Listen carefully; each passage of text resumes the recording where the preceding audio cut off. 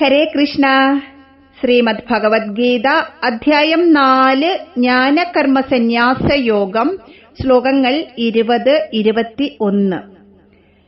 തക്ത്വാ കർമ്മഫലാസംഗം നിത്യതൃപ്തോ നിരാശ്രയഃ കർമ്മണ്യഭിപ്രവർത്തോപി നൈവ കിഞ്ചിത് കരോതി സഃ നിരാശീർ യദചിത്താത്മാ തക്ത സർവപരിഗ്രഹഃ ശാരീരം കേവലം കർമ്മ കുർവൻ ആപ്നോതി കിൽബിഷം.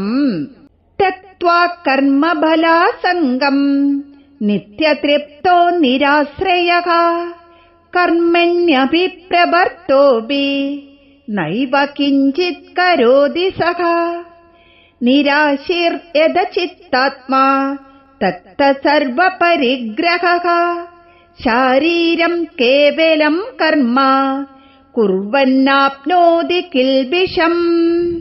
ഭഗവാൻ പറയുകയാണ്, കർമ്മഫലത്തിലുള്ള ആസക്തി ഉപേക്ഷിച്ച് ആരെയും ഒരു കാര്യത്തിലും ആശ്രയിക്കാത്ത ജ്ഞാനി കർമ്മത്തിലേർപ്പെട്ടിരിക്കുന്നുവെങ്കിലും അദ്ദേഹം ഒന്നും തന്നെ ചെയ്യുന്നില്ല.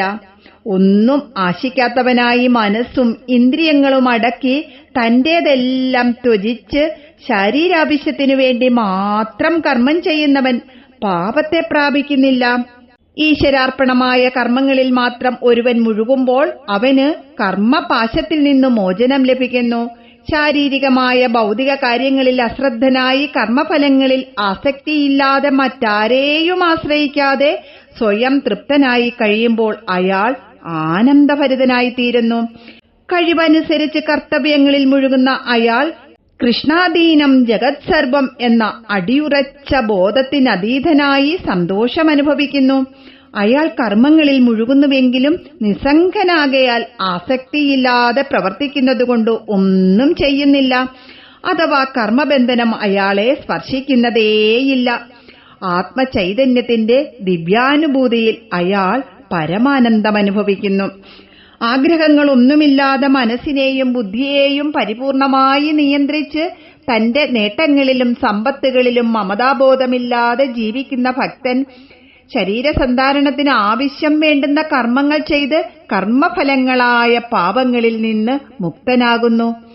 ആഗ്രഹങ്ങൾ മനോബുദ്ധികളെ കർമ്മവ്യാപാരങ്ങളിലേക്ക് നയിക്കുന്നു.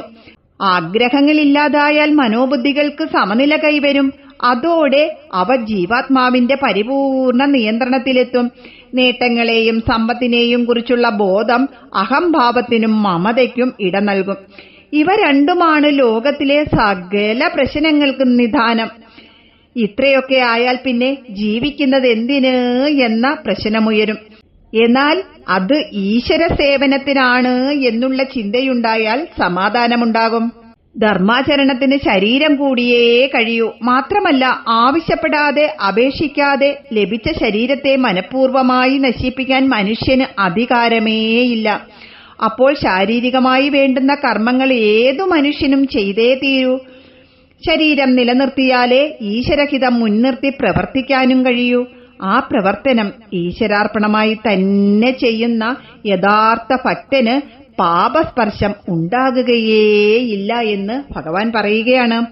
20ാമത്തെ ശ്ലോകത്തിന്റെ വാക്കർത്ഥം കൂടി നമുക്ക് നോക്കാം.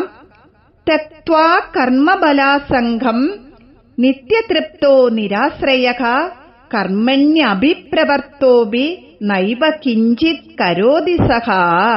കർമ്മഫലാസംഗം കർമ്മഫലങ്ങളിലുള്ള ആസക്തിയെ തക്ത്വാ ഉപേക്ഷിച്ചിട്ട് നിത്യതൃപ്തഃ നിത്യതൃപ്തനും, അതായത് എന്നും എല്ലാ കാര്യങ്ങളിലും തൃപ്തനായവൻ, നിരാശ്രയഃ നിരാശ്രയനുമായ സഹ അവൻ കർമ്മണി കർമ്മത്തിൽ അഭിപ്രവർത്തക അഭി ഏർപ്പെട്ടിരിക്കുന്നവനായാൽ പോലും കിഞ്ചിത് ഒന്നും തന്നെ ന കരോതി ഏവ ചെയ്യുന്നതേയില്ല. 21ാമത്തെ ശ്ലോകം. നിരാശീർയത ചിത്താത്മാ തക്ത സർവപരിഗ്രഹഃ ശാരീരം കേവലം കർമ്മ കുർവൻ ആപ്നോതി കിൽബിഷം. നിരാശീഹി കാമനാരഹിതനായി യഥചിത്താത്മാ മനോബുദ്ധികളെ നിയന്ത്രിച്ചവനായി തക്തസർവ പരിഗ്രഹ സകലവിധമായ ഉടമാവകാശ ബോധങ്ങളെയും ഉപേക്ഷിച്ചവനായി ശാരീരം കേവലം കർമ്മ ശരീരസന്ധാരണത്തിന് അത്യാവശ്യമായ കർമ്മത്തെ കുർവൻ ചെയ്യുന്നവൻ കിൽബിഷം പാപഫലങ്ങളെ ന ആപ്നോതി പ്രാപിക്കുന്നില്ല. ഹരേ കൃഷ്ണ.